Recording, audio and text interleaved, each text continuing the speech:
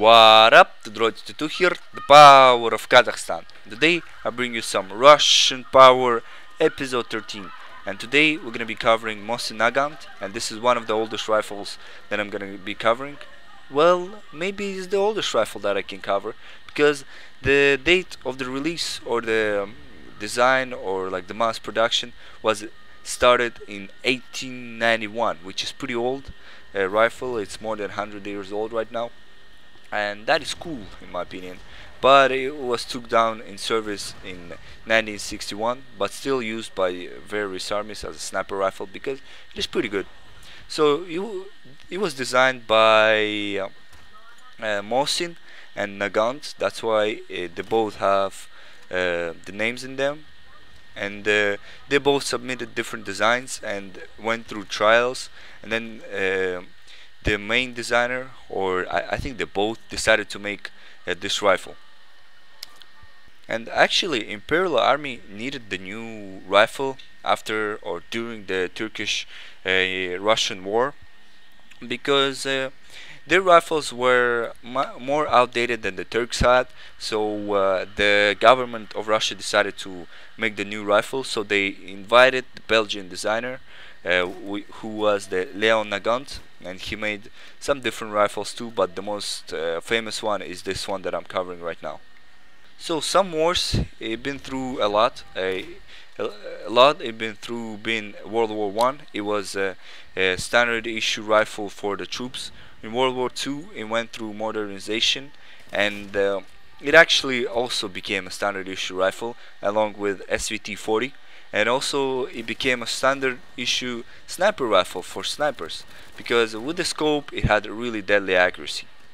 And for the sniperman, if I was a sniper or marksman, I think marksman makes more sense. If I was a marksman, I would use this rifle because I want my rifle to be deadly. I want one shot, somebody already down, and I think that was pretty cool in Mosin-Nagant, that it was a pretty accurate rifle.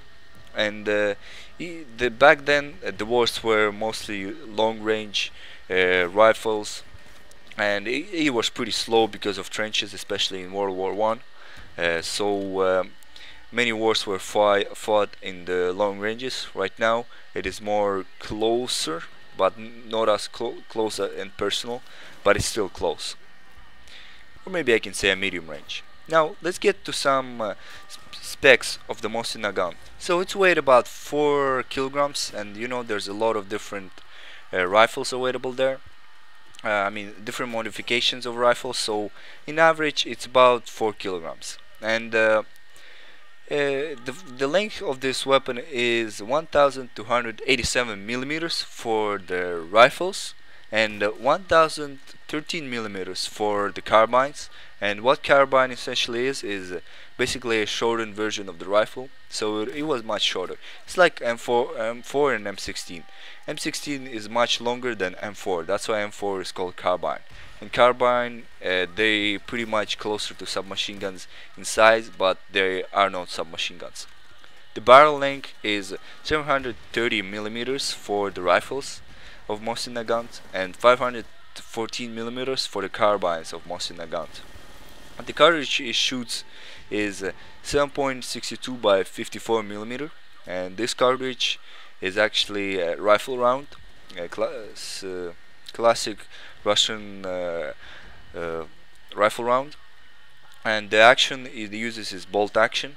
Muzzle velocity is for rifles is 165 meters per second.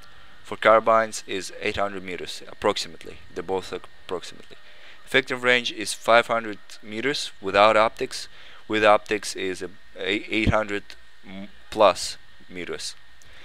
Feed system is 5-round non-detachable magazine loaded individually or with 5-round clip put in there. And actually the maximum range of Mosin-Nagant with optics was 2 kilometers, which was pretty great in my opinion.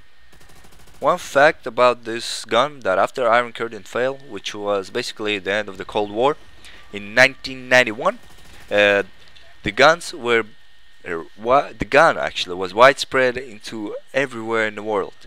And to be exact, It was actually one of the cheapest firearm right now of the day, often found at under $100, which is freaking cheap in my opinion, because usually that price is for the old like pistol, and this gun is actually pretty good for the collector. Like if you're a gun collector, you should buy this one. It is cheap right now, and I think you can buy all the versions. Mostly the versions that are under $100 are the M1891-30 and M1944, which basically says the year that the gun was made.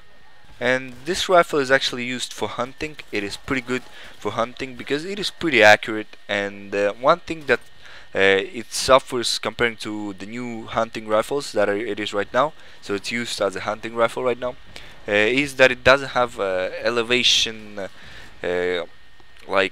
elevation adjustable heights. For example, if you're shooting from like 10 meters above the I mean 10 meters below some kind of animal or whoever is shooting wild boar, you have to instead, and you're shooting at 50 meters, you have to adjust in about 300 meters or something.